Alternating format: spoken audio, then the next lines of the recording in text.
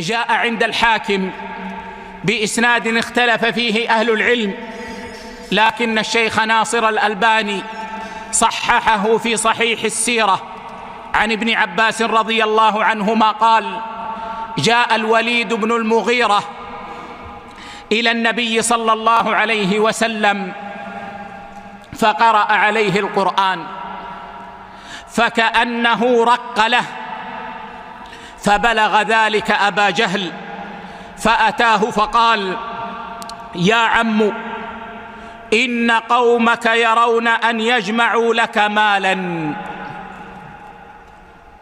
إن قومك يرون أن يجمعوا لك مالا. قال: لما؟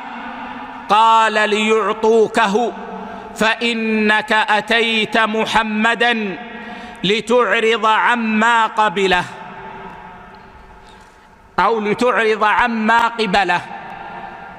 يعني لما سمعوا أنه رق لسماع القرآن أرادوا أن يغروه بالمال حتى يعرض عما جاء به محمد صلى الله عليه وسلم. فماذا قال؟ قال: قد علمت قريش أني من أكثرها مالا. قال: فقل فيه قولا يبلغ قومك أنك منكر له أو أنك كاره له. قال: وماذا أقول؟ فوالله ما فيكم رجل أعلم بالأشعار مني، ولا أعلم برجز ولا بقصيدة مني، ولا بأشعار الجن. والله ما يشبه الذي يقوله شيئا من هذا. والله إن لقوله الذي يقول حلاوة، وإن عليه لطلاوة، وإنه لمثمر أعلاه مغدق أسفله، وإنه ليعلو وما يعلى، وإنه ليحطم ما تحته.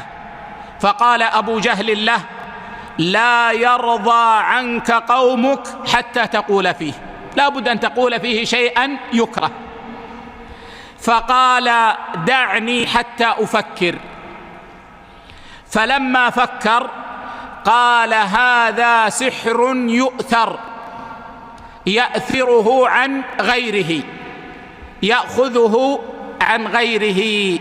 فنزلت الآيات: ذرني ومن خلقت وحيدا إلى آخر الآيات.